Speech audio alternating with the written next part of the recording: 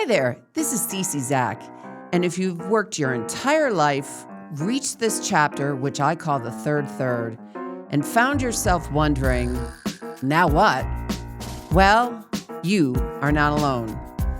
Because retirement isn't just about what you're leaving, it's about figuring out who you are now and what you want next. This is the Meaningful MEtirement podcast, where we turn uncertainty into clarity and help you create a life filled with joy, fulfillment, and freedom. So let's get into it. And I am just thrilled and humbled to have my dear friend, Anna Goizueta Clark, joining us today. So welcome, Anna. Hi, Cece. Thank you for having me. Thank you for joining me. In person, too. This is so much fun. Yay. A little bit about Anna is that she is a global business leader whose career reflects both strategic impact and deep commitment to building meaningful relationships, paired with a personal life rooted in adventure, spirituality, and being a devoted mother and wife. Through her years of service as an EMT and the vibrant, purpose-driven life she shares, from moments of reflection to exploration, I see Anna as someone who truly lives at the intersection of growth, service, and presence, making her such an inspiring guest for a conversation about designing a life that is both successful and deeply meaningful. So, Anna, let's just jump right into it. And for all of you listeners out there, you will find that my dear friend Anna will be very forthright and transparent about what she thinks. So I can't wait to hear what she has to say about the questions I ask. So the first one is, what is your perception of the term retirement? I don't know that I thought, I don't think you think about what that word means until you have to. It's sort of something you don't really think about until the last moment. Like, I didn't sort of plan. So when I think about retirement, I guess when I was younger, I just thought, you're stopping working and you're playing golf or you're playing tennis and you're retired to someplace and hopefully you have enough money to get through all of that. That was my sort of very simplistic view of it, right? But that's so funny because I never see you settling. So No. just stopping work and playing golf and pickleball and entertaining, that is not you. No, it isn't me. So I never really thought about it. And I think that as I grew older and more mature and evolved in my professional career, I began, I would say, in kind of my late 40s, maybe when I turned 50, I didn't want to stop working for sure, but I started to think about, at that point in my career, I was able to choose the job that I wanted, which was very nice. You spend a lot of your career sort of taking jobs and trying to move up the ladder and whatnot. At that point in my career, I was blessed enough to be able to choose the job that I wanted. And that's when I realized, wow, I have choices now, right? And I might have choices about retirement and how I do that. And Can you reiterate what age that was again? In your 40s, right? well, no, I think I started thinking about it in my late 40s. And then certainly when I turned 50, I'm going to be 58. So I'll just put that out there now. So it wasn't that long ago, right? Look, the economic situation in the world and just creating adding to our nest egg was important to me. So my obviously my husband works as well, and so we've had a dual income household for many years. And I didn't want to stop working, but I began to think, well, what is this going to look like? Are we just going to work until we drop dead? Because I don't necessarily want to work the hours that I was working till I drop dead. Right. So that was something that I really became cognizant of in my early 50s. And I also started to experience some mild health issues that just warranted me paying attention to. And all of that made me think, okay, I can't be go, flying all over the world, doing this really intense job. And my husband as well. We can't do this forever. And I don't think I want to. Right. But as you said in your introduction to the podcast, right, your whole identity sometimes is wrapped up for many people, it is their profession. I'm blessed to have other identities, I think. So it was also around that time I began to get a little bit dismayed with kind of the world I was working in on Wall Street and thought, there's got to be more meaningful things for me to be doing other than just creating value on Wall Street. When you recognize there were choices in your life, how did that make you feel? Is there, how did that make you feel that you realize all of a sudden you wake up after being a mother of three wonderful boys, being a really devoted wife to a magnificent man, but now all of a sudden these choices are for Anna. How did you feel after you recognized that you do have these choices? That's a hard question. Although I think my answer, probably a lot of women feel this way because I kind of do feel like it's a little bit of a woman perspective.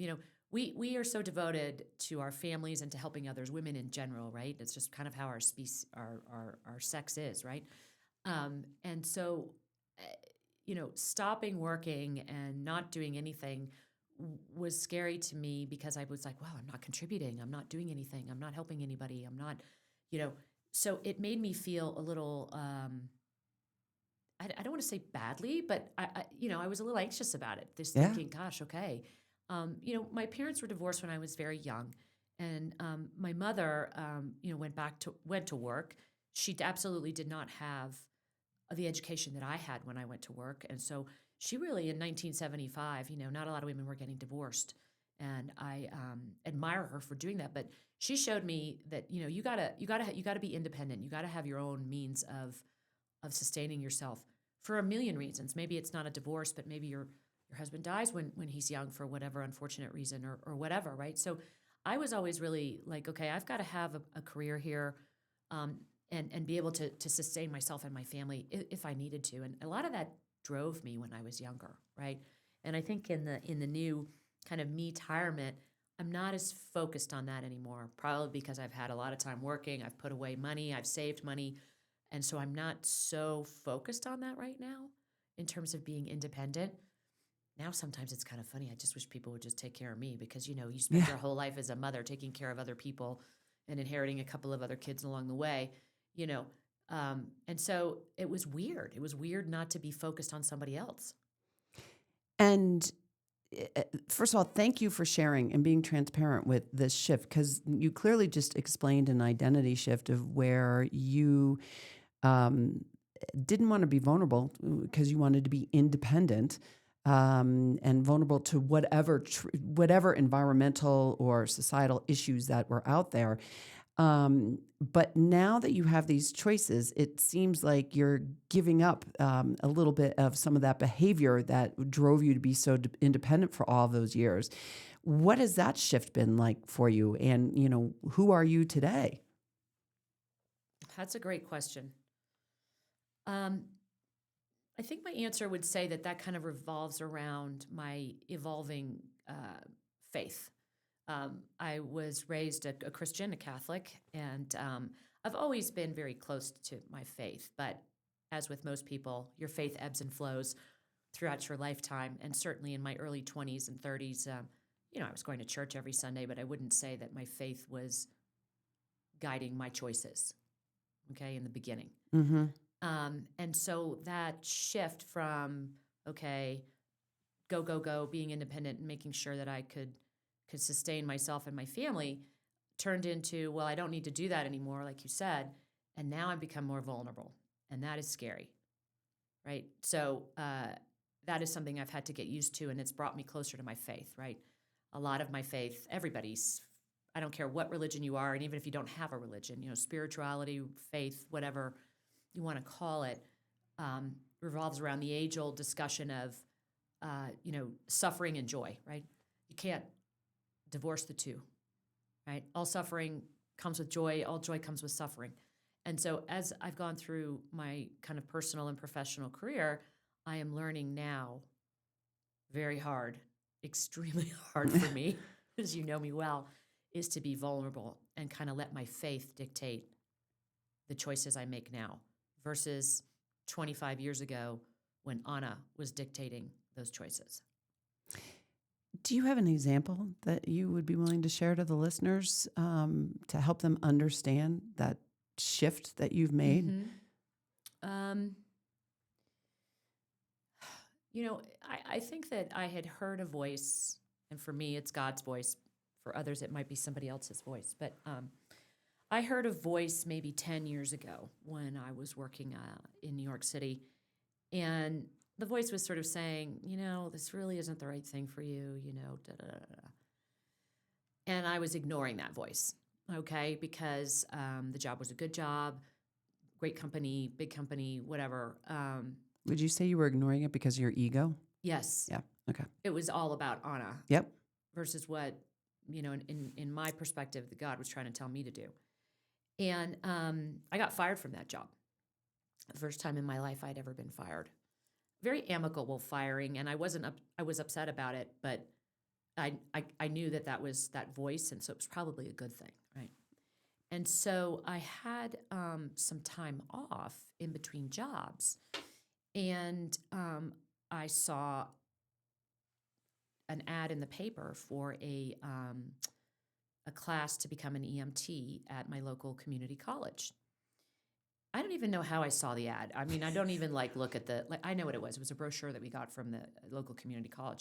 And I was thinking, oh, I'm not working right now. Maybe there's a fun history class I want to take, or, I love, or maybe they're doing a novel that I like or something.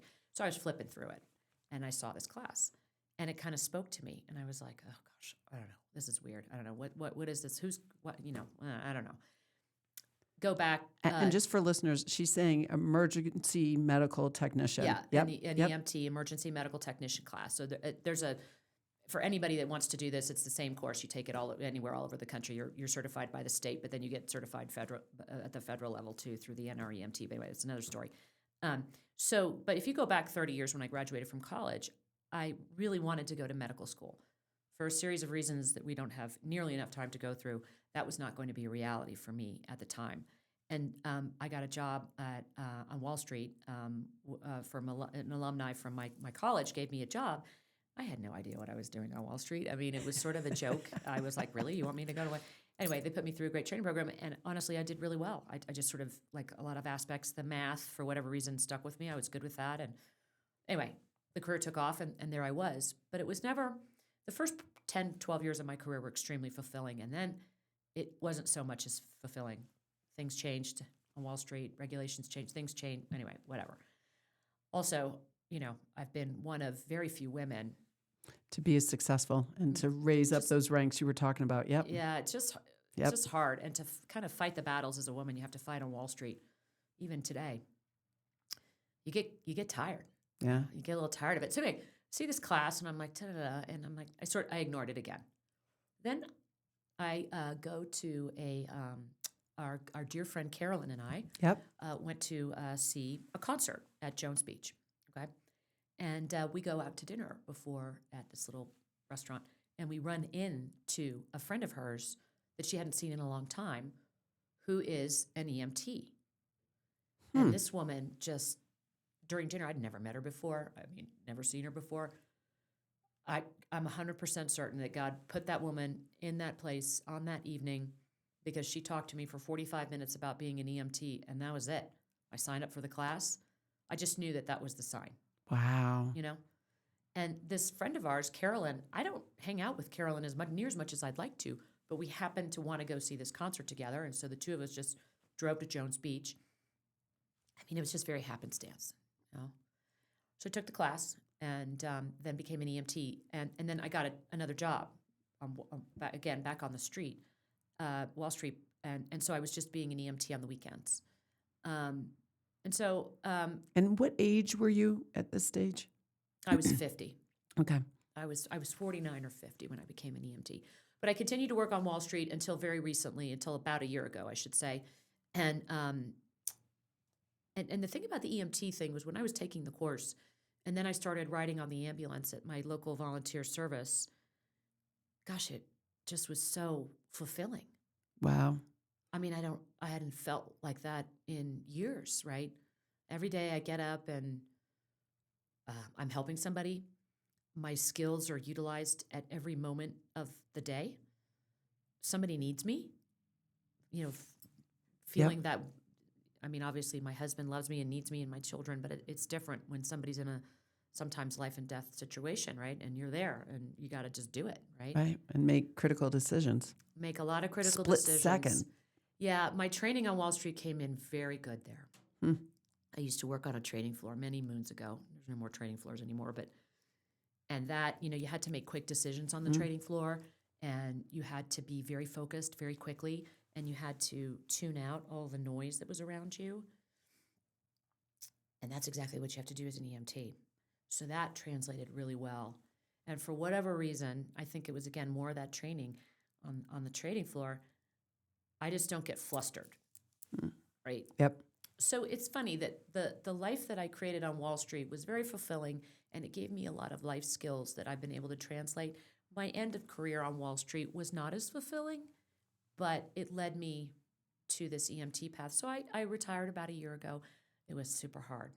Yeah, I can't even. It's interesting you're using the word retirement because you did start saying that when you were younger, that retirement was when you stop working. And for you to use this, because I know you, because you're never going to stop working. Like Yeah. you're in service of others, you're in service of God. And so to me, it's a misnomer, the words work and retirement. But anyway, I'm interrupting you because your story No. is so interesting. That's right. I mean, I don't know why I use the retirement word.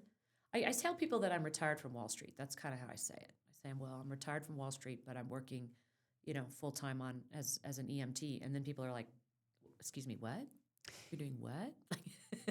And tell me a little bit about your ego when those people ask you that. And for your listeners out there, she had a very interesting face that, as she would respond when people asked her how they look at her. She made a funny grimace. So tell me a little bit about your feelings and emotions and where your ego played into that transition shift. Because what I love about it, it was at age 49, which, you're finding another path in your life, part of the journey that is so fulfilling at an early age. So tell us just a little bit about, you having your professional life and then you have this other of service of others as well. Yeah. I guess when I took the class, I quickly realized that this is a great thing, great profession to be in because you can do it anywhere. Oh, interesting. Like anywhere, like any place geographically. Yeah. Okay. I mean, once you're certified and you become, once you're certified through the National Registration of NREMT, I could do this in Colorado. I could do it in Florida. Many times you have to take like a quick refresher. Each state has different protocols and licensure requirements, but so you have to pay a fee or like whatever, but you don't have to go through the whole class again. So I could potentially do this in Florida or in Colorado or in Hawaii or anywhere else we may or may not move in the future, depending on kind of what my husband's retirement looks like, right? So that was really important to me that I start creating I guess another profession for myself that wasn't so intense, that wasn't Wall Street, but that I could do anywhere, so that I wouldn't be beholden to any one state or location because I knew that we weren't ready to make any of those decisions yet, right? And we're sort of still not yet. And so that's great. I can do it wherever, right? And that gave me a lot of confidence and took away a lot of the fear of not having a job. Now, let's call a spade a spade. I've gone from earning, and I'll just, literally like $100 to zero. Right, yeah. Right? You and me both. Yeah, I get it. So it takes a while It for does. your ego to calm down about that. Yeah. Right? I mean, I think that my greatest sin is always pride, which is basically my ego.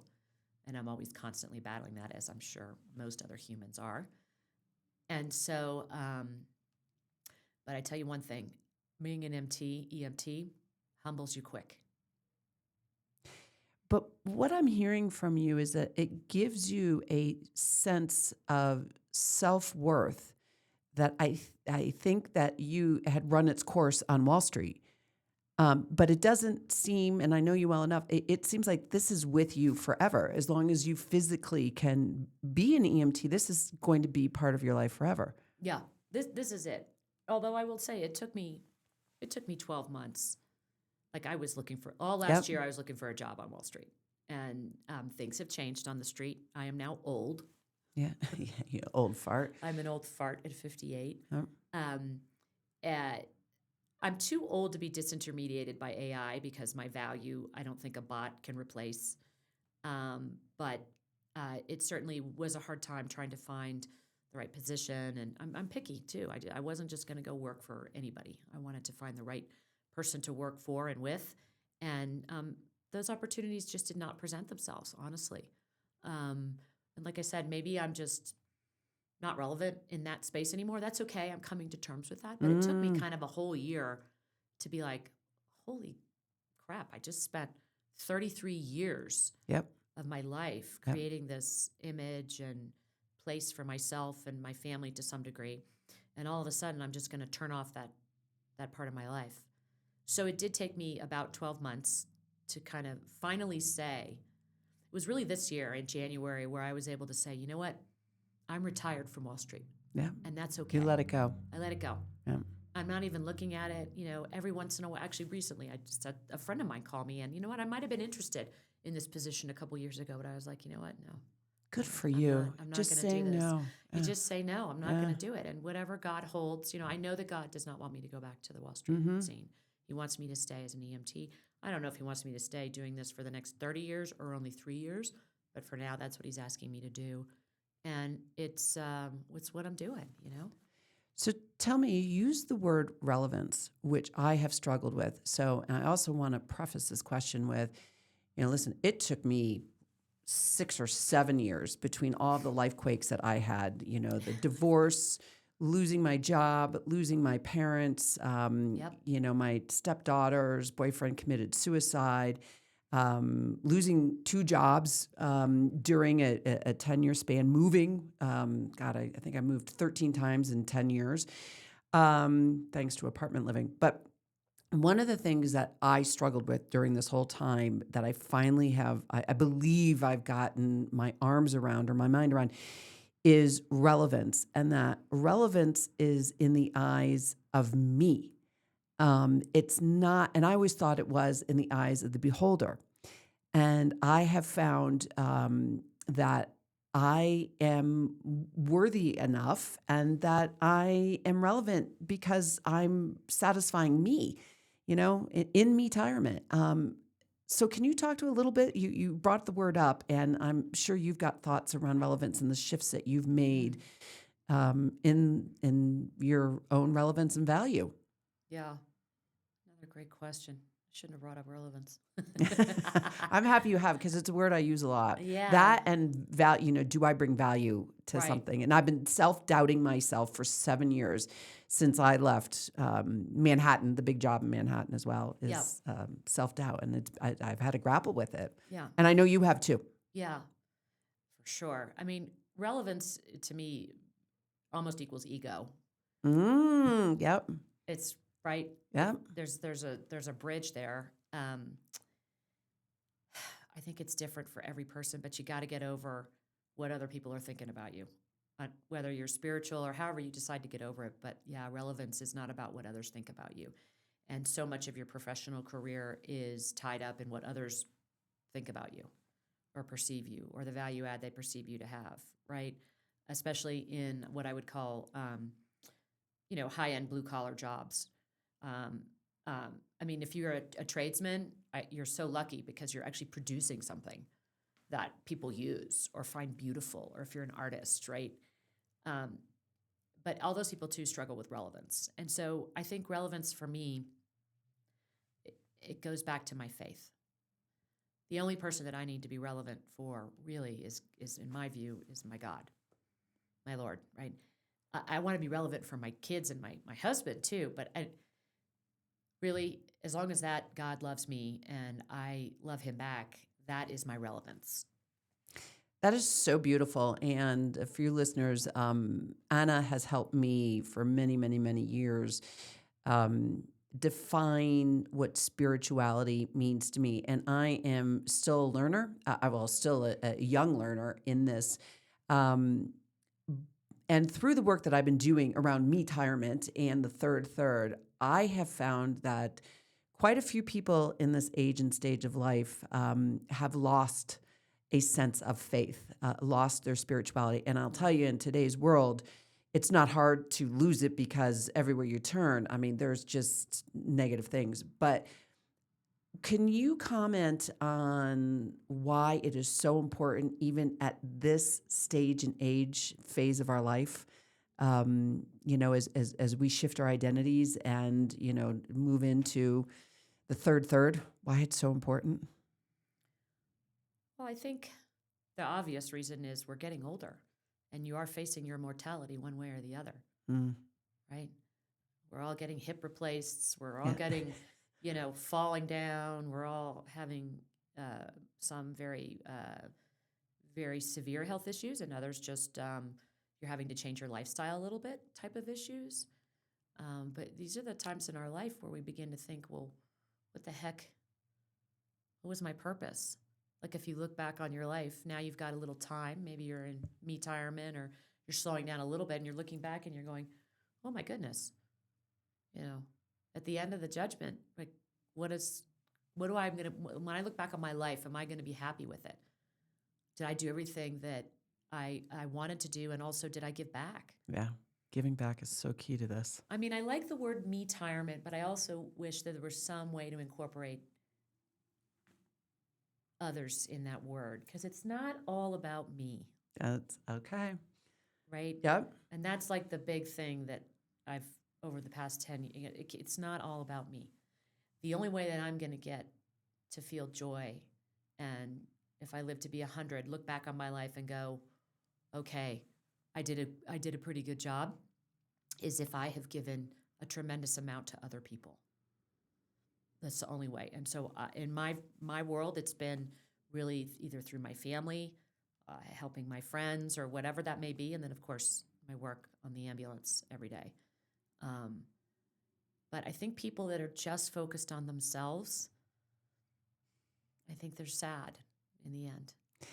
It is an excellent point. And the premise of the term MEtirement is to help people recognize that they need to understand who they are authentically and the life that they want to leave, or I should say, the life they want to lead and the legacy they want to leave behind. And, they get caught up in identities that are really not their own. So that's where the me is to focus. But someone also brought the same thing up with me, a previous guest, and they coined it WeTirement. Yeah. And this is twice in 2 weeks that this comment has come up, and I need to help think about that. She brought it up in the context of her partner, and she found a life partner later in life after a divorce, and they found each other and they were high school sweethearts, and so now they're living a beautiful life that she even used the word bliss. And I loved that because I too am seeking a partner, and I've been trying to manifest a companion in my life. He's not there, but we'll interview at any time if you'd like. But I just wasn't sensitive to the we part of it. And then you've now just taken it to a whole nother step. It's also in service of others. And it's thanks to you coaching me about spirituality that's helped me realize that my purpose is in service of others. I've never been more joyous about learning about the third of life and helping people get through it efficiently, effectively, and gracefully, and getting where they want to go. So, well, thank you for that. There is a question at this, and if you were to recommend something for listeners that maybe they don't have faith or they don't have identified what spirituality is for them, do you have any action steps or tips for them to kind of just ask themselves that question of, how do I become more in touch with the greater universe? Right. Goodness, there's a plethora of books and retreats and podcasts and people that are out there kind of trying to help people find their spirituality. It's very personal. And I've chosen, I don't even know if I did choose the path. I mean, I was raised Catholic. So in the beginning, your parents are just taking you to Catholic church and you're going through the motions. But then when I got to college, I was definitely questioning my faith. Should I be a Catholic? Should I be a Protestant? Should I be a Jewish person? Whatever, Yeah. So I took a fair amount of religious studies classes in college. And for me, I kept coming back to Christianity, Mm-hmm. one, and then kind of Catholicism, two. So I don't know if I'm just lucky or what, but that my Catholicism has provided me with the structural framework to become more and more spiritual. Um, if you don't have that, that's okay. Um, but I do think you need some sort of structure because it's hard to be spiritual. Mm. It takes time and it takes a lot of energy every day. It takes quiet time. It takes saying no to a lot of things and carving out time to meditate, prayer, whatever Mm-hmm. form it takes for you, and shutting off everything and learning how to do that. Especially for somebody like me that's like, go, go, go, and I want to do this and I want to do that, and I'm super, organized. And I mean, it's kind of funny because I used to. Type A comes to my mind, Oh, girl. yes, Yeah. absolutely. I mean, my favorite thing is having a schedule and everything is like there's no white space, and I'm going to do this, this, this, and this. And then I've got this list of things to do, and then I love to just Cross them off. cross them off. Yeah. Well, I've gotten better at A, not having such a structured list. B, now every day I have quiet time. Literally nothing to do. Nothing. And so I'm praying or I'm meditating or something, but I'm doing nothing. I'm not watching TV. I'm not listening to a podcast. I'm not reading a book, although I do a lot more reading now than I ever have. So I think if you're looking for spirituality, try to go back to what maybe if you were, when you were young, did your parents give you anything to start with? And start with that and go to different churches or go to different services. There's no reason. Most of the churches are super welcoming, no matter what faith you are, with newcomers, and explore. But I think people think that faith is just like makes your world, much easier. Not necessarily. Right. You have- right. You have to cultivate it, Yep. right? And what it does do, though, is give you this sense of peace. Peace. I love that. It's a sense of peace, right? That no matter what happens, God loves me, that He's going to help me through it. It doesn't mean that bad stuff is not going to happen to me, right? And I still get nervous about the bad stuff that's Yep. to come. Sometimes I go down those rabbit holes. I try not to, but I do. And so I suggest people, get out and meet others. I mean, I think one of the best things to do is if you have a friend that you really respect and admire for their spirituality and what they've been through, start with that. Yeah, just talk to them. Just talk to them. You don't have to be exactly like them or be Catholic in my respect, but if you don't, I think that people who don't have faith or don't have some sort of spiritual life are just really missing out on a great, great, great thing. And to me, it all just comes down to the meaning of like, why am I here? Right. Which is a whole nother podcast. But like, if you don't have faith, well, what's the point of being here? Right. And recognizing that you're in service of someone other than yourself. Somebody That's what other than has, me. Yep.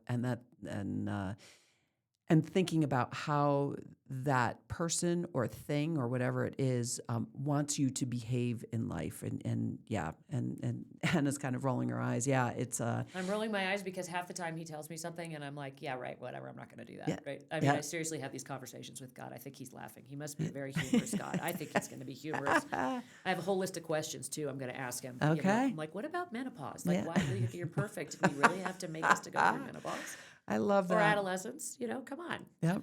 I love that. That's very funny. Yeah.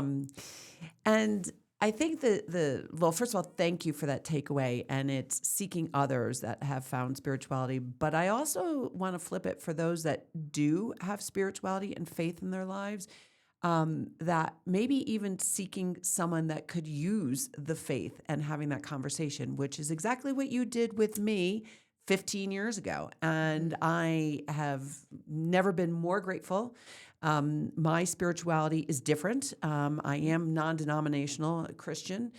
But that quiet time and looking to the universe for guidance and answers and support, good and bad times is what I do, which is, that's my thing. And it took me 15 years to get here. And to Anna's point, it takes time and it takes reflection. And so I would say it would be a two-way street. back and forth. Which leads me to a question for you, kind of round out this interview, is that if you were telling yourself, your younger self, something about what you know now, all the wisdom that my 50-year-old friend has, what would you tell your younger self? Anything in the world about life and, maybe making change sooner or not or whatever. Just, is there one thing that comes to your mind that you would tell your younger self? Hmm. Um,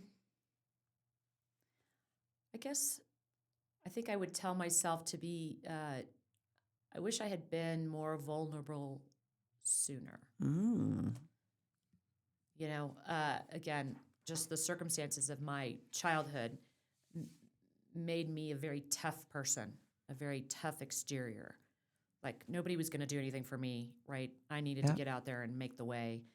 And it was just a battle, and early on in my career, on Wall Street when there weren't a lot of women. I mean, it really kind of was a battle every day, going to work and dealing. And, mercifully, some things have changed, but not everything for sure. So I think I would say to myself, be more vulnerable because in those moments of vulnerability, you learn, you open yourself up to change and for the better most times. And you really can look at yourself, right? I just was on an automatic program. Just get shit done, make money, get married the greatest guy on the planet, love him to pieces. He's been, And I can attest to that. biggest Thank you, supporter. Peter. Thank you, Peter. Love my children. All that was great, but it was just, I was just running a sprint. I would tell my younger self to slow down, smell the coffee, smell the roses, be more vulnerable, put yourself out there, learn more, and don't have such a tough exterior that I used for whatever 45 years to just protect myself. Some of that was necessary, Mm-hmm. right? Yep. So I'm very good at setting boundaries, Yep. which has been a plus. But yeah, I wish I had let myself go a little bit more when I was younger. I think that's what I would say. I'm so grateful to have you in my life. You've been a teacher to me for, I'd say now close to 40 years. And I have just been inspired by the non-vulnerable, Anna, because you've taught me a lot about taking care of myself. But I've watched you just evolve into this soft, graceful woman that is just full of decorum, that just gives back over and over and over again. And I see it in your kids. So I'm so grateful Thank to you. be a part of your life and especially knowing your little one, probably better than the other two at this stage in life. And they are just, they are a role model for humanitarian. What generation are they in right now? Oh gosh, what are they? They're not millennials. They're the one after that. Yeah, I don't know. Anyway, yeah. they're amazing kids, and that's where Yeah. I see the beauty of who you've been and who you've Well, thank become, you. and it's just a joy. Well, It's a thank you joy. also to be open. It's talking to people about their faith is I find one of the most difficult things on the planet because I don't want to come off as being some sort of holier than thou or Mm-hmm. preachy or all the other derogatory terms that sometimes faith gets, right? Um, Bible thumper comes to Bible mind. thumper, whatever, right? Yeah. It's a very delicate conversation that has to be had at the right time and in the right way. And the only way I know how to do it is to open myself up and be vulnerable and let Jesus speak through me because Mm-hmm. it's really not me speaking, it's Him. Or at Yep. least that's what I pray for. Um, and that, you know what? You're going to get rejected a lot of Yeah. the time. You were very open. You've been one of the people that, you know, I mean, we don't talk about it all the time, you and No. I, in our No. relationship, frankly. I think it's more, I see what you're doing, you see what I'm doing. We had an initial, we had a few conversations Mm-hmm. many, many moons ago. And, you did exactly what I just recommended to other people do, right? You Mm-hmm. went to a bunch of different churches, you tried different faiths or interfaiths or different things. And I think all of that was really good for you, right? Yeah. And it brought you to where you are now. Yep. Yeah. But like we said, it takes time, and you gotta want to work at it, right? Unfortunately, God just doesn't go, "Hey, man, here's some faith. Everything is awesome. You're good now." No, you're sort of like cultivating that forever and ever. And I try we tried to do that with our children. And I would say that, of the three of them, I would say that two of them are very faithful. One is not really. And I just pray that, he'll come back to the faith, right? He will. Yeah. He will. So, Anna, from the bottom of my heart, it was such a delight not only to have you on the podcast, but to do it in Thank you. person and just this has see been great. see You are your doing face. such a service Oh, here thank you. for a lot of people, right? And I'm looking forward to seeing this podcast reach millions and millions, Yeah. and to do more of these. And there's a lot of people out there that are trying to do what you want to do, and I think it can be confusing to people, like which way to turn. But one of the things I think you've done really well is, yeah, sure, it would be nice to make money doing this, but that's not your goal. No, it's not. Right. And whereas so many other people that are bigger names than you are, or whoever, I'm sure everybody has heard of many of them, that I'm not saying they're not authentic, but it's just different when their goal is to make a lot of money doing it, right? I think that you're the exact opposite of that. You really want to help people. You really want to take your life experiences and translate into helping improve somebody else's life with that, and then bringing in all the people that you know to help with that too. So I think that's really a big differential for you, and I appreciate that. And thank you, because it's not hard. It's hard to go from, okay, I'm making $100 to I'm making no money. Right. Right.